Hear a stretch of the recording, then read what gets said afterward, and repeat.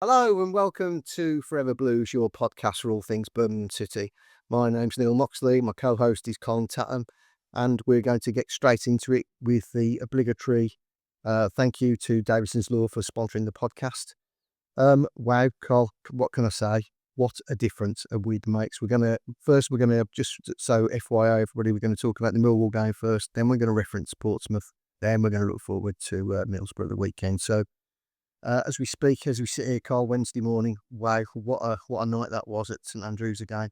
Yeah, 4 days, 2-4-0 home wins, back to back. It's incredible, isn't it? But that's the beauty of football, the beauty of the Championship. And all of a sudden, everything's all right with the world, isn't it? Yeah. It really is. But and you'd like to think that this has been coming from Blues. I keep saying they're not a bad side by any stretch of the imagination. The sort of sticky results and certain things that have happened in games. There was reasons why they were going. They had the odd blip and defeat, but I think you could see the capabilities in both of those games because it was basically a dismantling of two teams, and Millwall in particular, in-form team, undefeated away from home, very, very good side, and Blues just took them apart with controlled efficiency and a clinical edge and ruthlessness, which really bodes well for the remaining 2/3 of the campaign. Yeah, I mean, I suppose we could be here all morning, really, couldn't we? To be honest, because what most impressed? I mean, what were the key takeaways, like? Yeah, well, I think first off, I mean, Millwall, they're very high octane, a big pressing side, but Blues played round and through that press very well. I thought so that sort of negated that problem. I think Blues are very quick to get on second balls as well. Anything that was loose in midfield, and again, Tommy Doyle in particular, actually, I thought was very good at that. Aside from his, forward passing and his creativity. And also, I mean, what really struck me again, Tomoki Iwata at right back, but he's not a right back; he's everywhere, and he was sort of popping up in the middle of the front line at times, and that really gave Millwall a few problems because the wings are like, well, where's he gone? I've got to drop back in there. Roberts and Gray could stay well out wide, but the way he interpreted that role and the link up he had. Down that side as well with Roberts and Ducksch and obviously Stansfield buzzing around. I thought that was, that was key. And Chris Davis said afterwards as well. He said he said, like, in his sort of scouting and watching Millwall, he said they don't let you in and around their box. They don't give up many chances on goal. But the way Blues did get in a lot after the first goal and then the sort of really dominated was impressive. So. Yeah.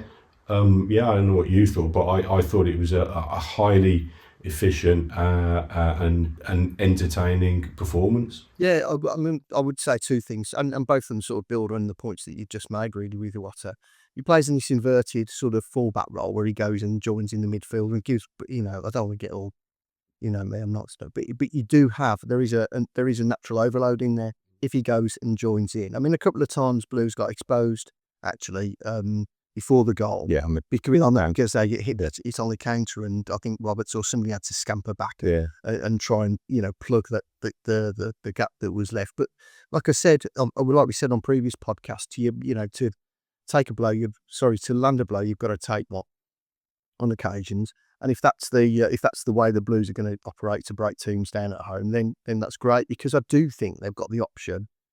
I mean, Chris Davies could spring a surprise and push Alex Cochrane into a more inverted role on the other flank if you really wanted to give. If people were thinking, if opponents were thinking, Iwata's going to do this, we'll counter that. Well, Chris Davies might, spring a surprise and do it on the other side. And the other thing as well, obviously, because I can't go a podcast without mentioning Tommy Doyle.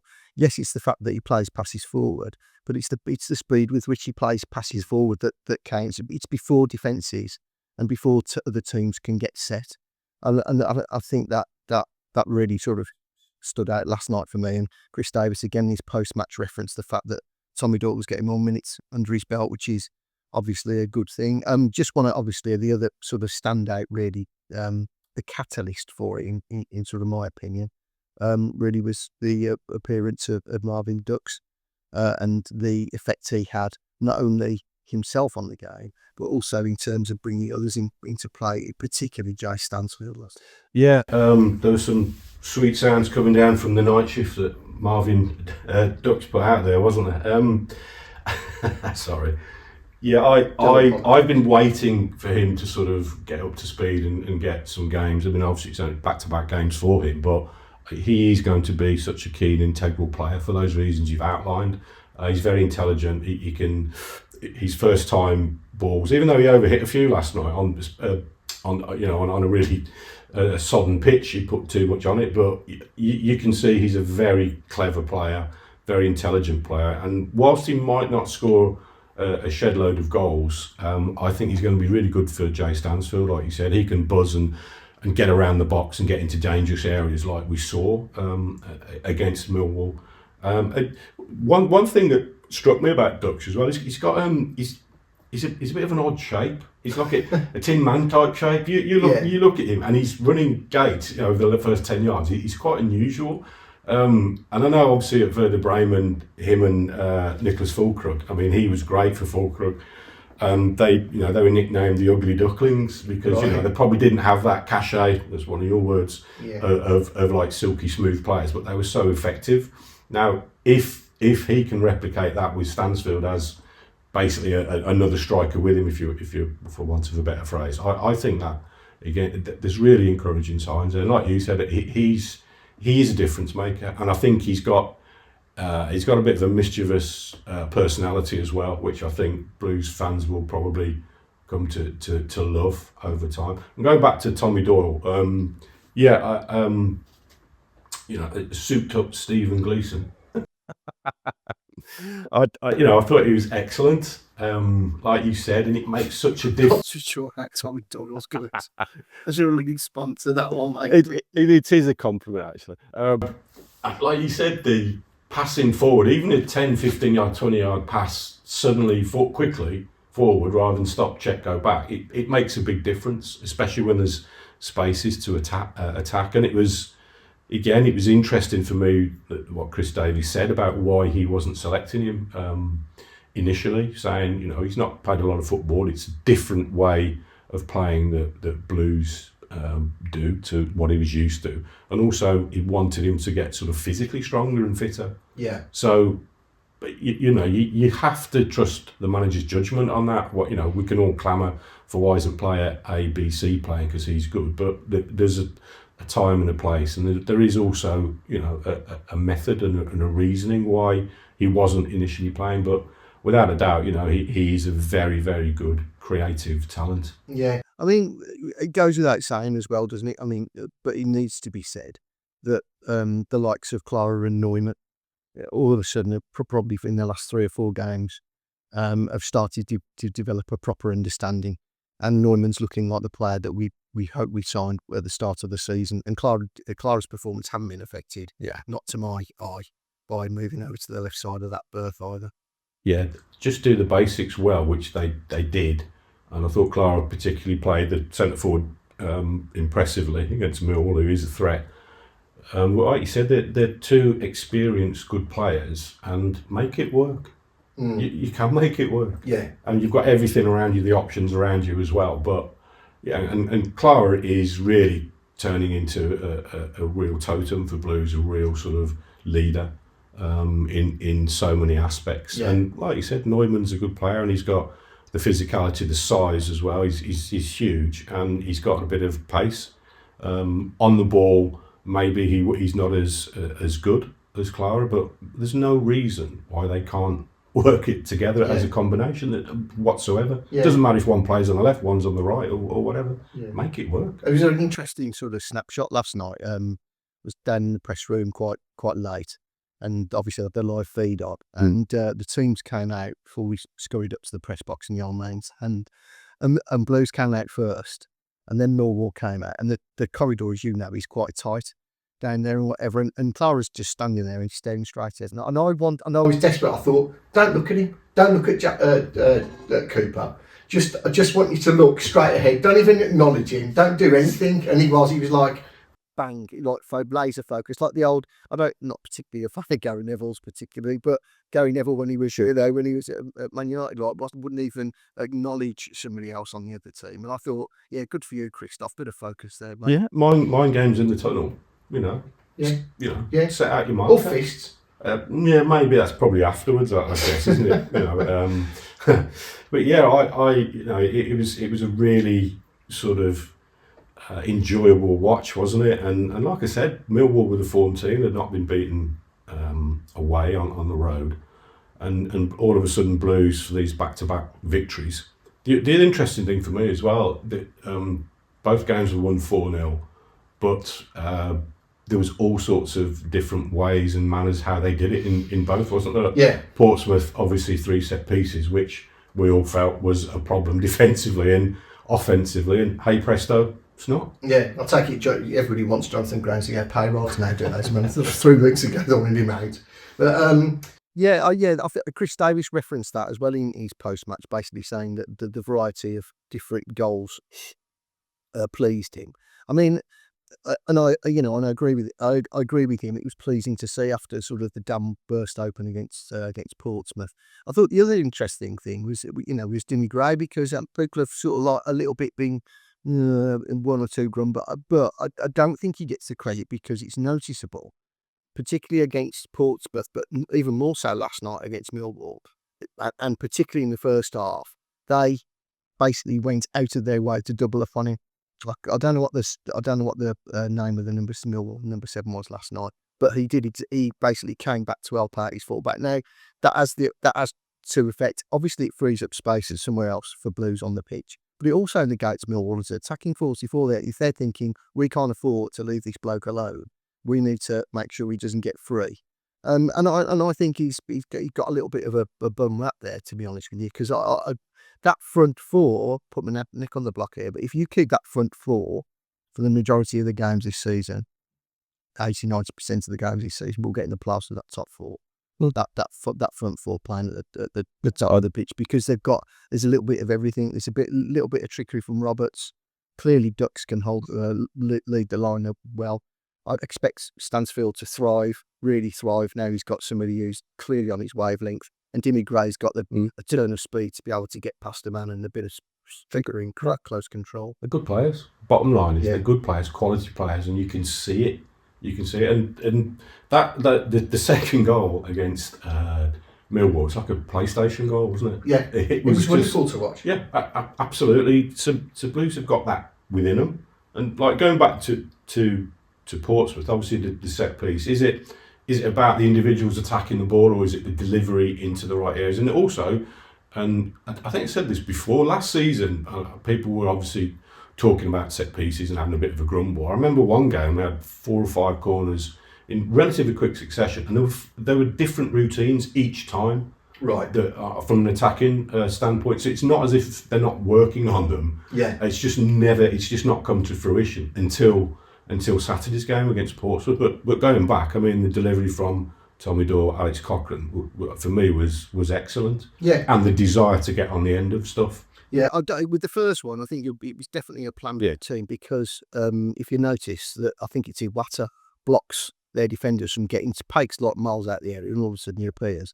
And Iwata's basically holding a couple of, by the time they've realised what's happening, that split second to go and close the ball's gone, and Paik's pretty much got a free header. It was a great header, by the way. He timed it well and all the rest of it. Sort of like 10 yards out and made no mistake. But, it was an important goal, because I think he could. Here's something to say. I just wonder whether that's one of the most going to turn out to be one of the real turning points of the season, because we just missed a penalty and they dominated the opening 10 minutes. To be honest with you, that could have been a goal up inside 20 seconds, because Portsmouth messed around with it. And Ducksch found himself 30 yards from goal. If he'd had a little bit more composure, I think it startled him because it came so early. He might have produced a different finish, but they deserved a goal in the opening 10 minutes. But because Stansfield had missed the penalty, the fatalism in every single Blues fan in the ground was going, it's going to be one of them days, is it? But they didn't. They went back on the front foot, and I think that goal, Blues, whatever happens this season with Blues, could turn out to be quite pivotal. But in answer to your question, clearly, the delivery has to be good for the people to be able to, and I think Cochrane, it'd be interesting to see how many assists Cochrane ends at the season. That's a good point. With delivery, I always remember when Blues had Gary Rowett and Martin Granger on corners on either side. Unbelievable delivery. Whipping in off the right foot and the left foot. It's so important, and the way that Klarer's goal, the ball in, and the keeper must think, oh no, he's just got this great big Austrian flying at him. It's like no chance. Yeah, and Klarer's not getting out of the way, is it? Yeah, and so it makes a difference. And as we keep saying, as we've seen in the Premier League and the way football is altering a little bit to sort of counter the positional play. Don't want to bog you down with that sort of stuff, but set pieces, and more of a direct feel to things, it's important. And Blues, if they can keep on doing that, they will suddenly be, they are. They will be a threat and are a threat at set plays. I mean, set pieces have always been important. Just not been. It's just not been the trend of the moment to speak about them. To be perfectly honest with you, and the one thing I do think is quite interesting is the emergence of these league tables in terms of the punters pick up on them. So they start the sort of force for something to happen. It didn't in yesteryear. Somebody might have said halfway through a season, we've conceded a fair few goals and corners, haven't we? And then all of a sudden, people have looked back, and then they start doing this stuff. But the availability of this data, and now being able to put it in a league form, basically sort of dictates that. To be honest, I wouldn't say you've got to do something about it, but it's a red flag for you to do something about it. Yeah, and that is a positive. I'm putting my data head on. That is a positive. That is one of the positives that data brings. Have you been looking at Blues PDF? No, not this week. Okay. No, or Blues DHL. No, I've just left them alone. To be honest. What about the sort of intensity and the tempo that Blues started with? I mean, at home, getting the crowd engaged as well. I mean, we saw it against Swansea as well. Yeah. And Hull. I mean, Hull and Blues lost, but at home, Blues can be a real tough animal to play against when they go onto that front foot football, to coin a phrase. Yeah, I think it's. I have to be honest with you. I think it's part of the collective. I think part of the reason why they've got this 29 they had this 29 match unbeaten run is because there was a feel good factor in the crowd and everybody was at it. There is a massive difference between the club playing in front of crowds of 14 and 15,000 in a half derelict stadium. Wow. When you tell people to try and get up for a game like that, well, okay, you might say they're professionals, that's what they're paid to do.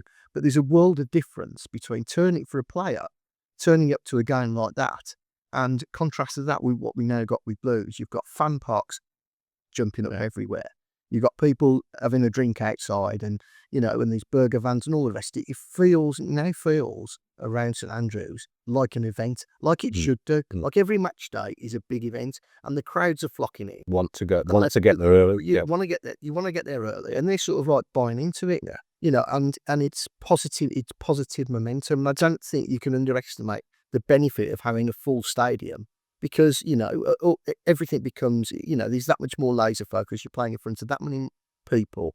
I just think it sort of adds to the pressure on the away team, and the fact that every single game is now an event. I do think it matters. And it does put a bit of pressure under the referee, because I thought against Millwall, we got a few decisions which, because it's in front of a packed crowd, it's fairly sort of rabid at times as well. So and going back to a packed house, and I always remember David Sullivan would always complain about Blues attendances and go, well, how come Norwich can get 28,000 every week and sell out? There's probably not that much to do around sort of Norwich, is there? In truth, Lovely Norwich. So of course it is. Of course it is. But now I'm looking at it, and Blues are getting sort of 28s, 27s, although it was 25, I think, against Millwall. But they're now getting better crowds than the Norwich. So the club literally is on an upward trajectory, and there's a perception now about Blues as well. You look at Sportsbook Stadium, and that all, like you said, meshes in to the atmosphere and the feel-good factor, and it also goes on spills out onto the pitch and in the player's psyche as well. Yeah, I mean, just very quickly as an aside, I think there's some more good news coming about a sports quarter later this week. So, okay. So I'll spun that one. You have actually, yeah. It's basically infrastructure related, I think. So, but so I'm led to believe that. So that's that. So look out for that. Obviously, we'll have updates on the Forever Blues website when that news breaks. So yeah, just moving back to the Portsmouth game. The set piece goals aside, I just got the feeling, Cole, that it was very much like this was a line in the sand moment for them. That there could be no more excuses. That it wouldn't be sufficient to sort of say, the ball's, the referee did this, the ball dribbled off the centre half's foot, we didn't mark from a corner. That was the way I sort of, I felt that Blues approached it, and I think I think it could have kick-started the entire season, that result, to be perfectly honest with you. There was a balance about the team. It was interesting. You get the same side for last night as well. We've been looking to get certain players up to speed in certain positions, and like you said, the continuity, the centre-half situation, tried Robinson for the balance, etc., etc. There's been a bit of not tinkering, but a bit of finding out what works, what doesn't. But like you said, it looks like now that is a formula that it is going to work. And with there'll be obviously changes, there always is, and there'll be injuries. But there's a really, really good nucleus. And to your favourite subject, the stats, all the stats that you want to go through, the underlying trends were actually good for Blues, even though they weren't getting the results. Yeah. And I know, obviously, Tom Wagner, Tom Brady talk about the process, or the process, depending where you're from. And that's what they've always banged on about. As long as you're doing the right things in training, you prep, the processes are good, it should transfer onto the pitch and into results. And hopefully, they're being proven right in that respect. Yeah, I mean, it just come down ultimately to having good players on the pitch. So, Chris Davis has been really good at sort of saying that, look, it will happen. What I'm seeing every day in training, you will start to see that. And I think we did. Can we, just before we move on to Middlesbrough, can we just talk about the elephant in the room that's Kyogo Furuhashi? Yeah. I mean, if there was a negative, I know I'm slightly nitpicking and whatever, and everybody, I was desperate for Blues to get a penalty from Jay Stansfield, just to go, there's the ball, come on, let's just put it in and get you off and run. It was when he was going through, everyone stood up in expectation, but I think in the back of the mind, everyone thought as well. Yeah. It's hard to quantify what's happening. He's not had the best of times since going to Rennes, and obviously at Blues now. Yes, I know he's not started a run of games, but he's missing big chances. This is the key. Yeah, they are big chances, and for the want of being a Roy Keane, it's his job to stick the ball in the back of the net, and he's not doing it. No. And it's very interesting to me as well that Blues fans are showing remarkable patience and backing for him. They all want him to do well. I don't think, again, that comes back to where the club is at the moment. I don't think that would have been the case 3 or 4 years ago if a striker was having this run in front of goal. If it was Scott Hogan, he'd have been getting both buttons, wouldn't he? To be honest with you. And obviously to sort of chant his name and get him to do the fist pump after, which I'm not sure he maybe should have done it, but I think he was probably grateful. He did actually take a bow and all that. He did. And like a bit of a thank you and everything, I looked at him at the end of the game, and where the team was more or less in the centre circle chatting and patting each other on the back and what have you, he was sort of like head in his hands looking to the floor. He was distraught. And I know people saying, well, once it gets one, the goals will flow. Will they? I mean, I hope they do, but will they? It's difficult because he's not finding the back of the net, and he's finishing and he's striking the ball in certain positions. It doesn't feel with much confidence, to be honest. I hope it changes for the lad, because he does seem like, in his work rate, his movement, etc. And you can see he's desperate to succeed. Yeah, the one thing I'll have to say throughout my travels in football, over the last 30 odd years, that Blues fans have got that I don't think is unique to them, is that if they see somebody genuinely trying, really working hard, they'll give them benefit of doubt for as long as they're wearing the Royal Blue shirt, because they sort of cut from the cloth that if as long as you're working your what's it off for us, you will cut you a bit of slack. And I think we're seeing that with Kyogo. I think they can see how desperate he is to score. See he's running about the place. It's not as if he's got his sulk and he's only running when balls are being pumped into the vicinity of where he might be. He's still making the runs. He's still trying hard. I mean, it was Tom Ross, bless him, last night. He made a good. Tom call. Ross? Yeah. Do you remember him? Are you still around, Ross? He's an ambassador now. Is he? Yeah. Blimey. Yeah, not that he tells anybody about it. Hello, Rossi. Yeah, but Tom made a good point last night. He said if it had been 0-0, he said you wouldn't have been laughing when he missed the chance. And, I hate to say it, he's probably right, isn't he? Yeah. Like I said, it's you can not mask over a problem, but you can sort of accept it if you're 4-0 up. Yeah. And everyone's happy with the last two performances. But yeah, you do hope it turns for the lad, because if it doesn't, I don't know what it might do to him sort of mentally, because it will become a huge thing. Yeah. I mean, I just wonder whether it's just a question, literally, of getting a ball out on a pitch and taking Ryan Alsop or one of the kids from your academy, because they've got to do it because one of the senior pros is telling them to, and just getting the feel of the ball hitting the net. Do you know what I mean? From all different angles, all different finishing. Yeah, I'm not saying he's not doing that now, but I just wonder whether or not that's. Yeah, I'm sure he's done similar to that in training, and from my understanding is, he is, he finishes in training, and he looks a finisher in training, etc., etc., etc. Right. It's just not transferred to the nitty gritty in the championship. Yeah. Right. Okay. So let's. We've given ourselves obviously a big collective pat on the back for the manner in which Chris Dowes' side has played in the last two games. What do we think about Middlesbrough? Because traditionally, nothing massively happy hunting ground. I think we've won there a couple of years. I think Scott Hogan, bless him, might have scored, mightn't he, a couple of years ago. But we tend to end up with a defeat more often than not up there. Don't we? It has been a bit strange. I think was it Big Ziggy scored once as well, and we won up there. But yeah, few and far between. It's not a happy hunting ground. Hughes scoring that absolute egg snorer up there, didn't they? And then Juki having that goal disallowed, and then the fight with the goalie coach, wasn't it? I think. Anyway. Yeah. But yeah, it's interesting, but Belush, they don't have to go there with anything to fear. Yes, the away form performances need to improve, but going to Middlesbrough off the back of 2 4-0 victories, and also Middlesbrough having a little bit of a stumble maybe. Lost 3-0 at Watford, rescued Leicester in midweek, the goal in the 5th minute of added time, even though I think, by all accounts they did play well that game. So it's not been plain sailing for them either over the last few weeks, so might be a good time to go and play them. I think they've got a couple of injuries as well.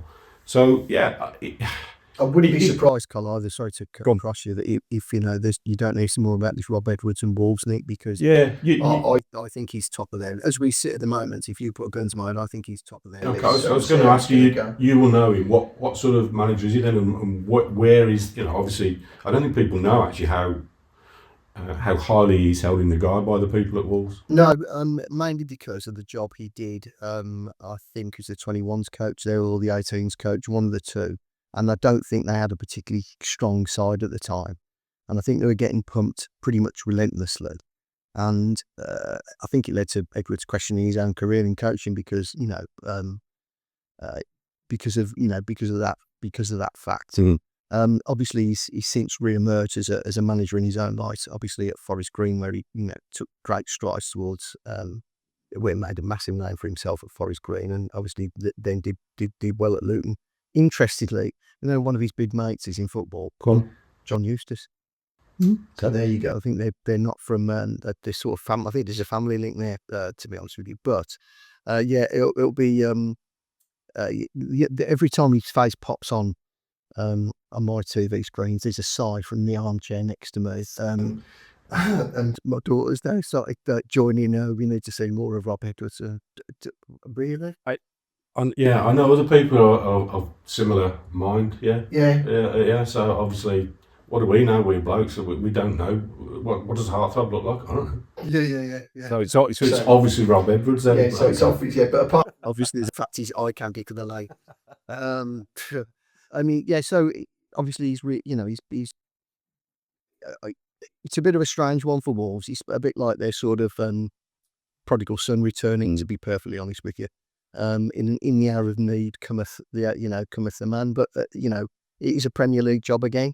If you can get them out of this, if the call came, it would be interesting as to whether or not he cashed in his chips on Teesside to come basically back over. Would you? I think he might. I think he would, as long as there was a guarantee of being it, because they've got the mother and father of all jobs on, and their next 10 fixtures of Wolves are horrific. If Wolves get relegated, I mean, probably going off tangent here, if Wolves get relegated, is that their moments in the sun over for a period of time? Because what's the commitment of Fosun? I'm not sure. I'm not sure anymore. I really don't know on that one. I mean, it's a very interesting sort of topic because they are at the moment are showing all the classic signs of a club in a major crisis. Exactly that. And like I said, it's have they had their time? Yeah. That's Wolves. Middlesbrough, yeah. What I think they were in the top two, came out of it in midweek. Yeah. So they've obviously, again, good processes, good players, and he's a good manager stroke coach and what he's been getting out of them.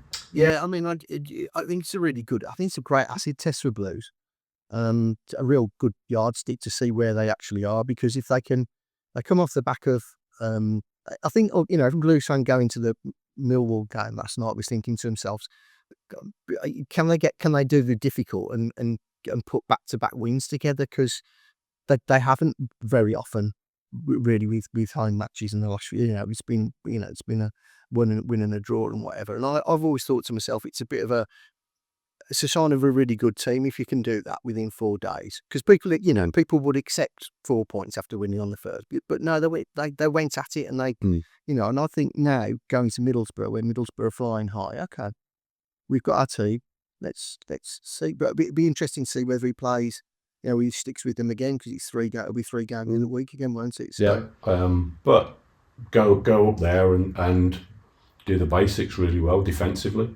And because the confidence will be coursing to those players at the moment. Yeah. Like I said, Middlesbrough have had a little bit of a wobble. Yeah. I mean, they've only been defeated twice, but as we've seen in this league, I keep saying it, I bore people with it. It's the Concertina Championship. It's just so compressed. Yeah. And again, Coventry City, everyone's like, well, they're flying this, that, the other. They're not running away with it. No. They've not had any bumps in the road yet.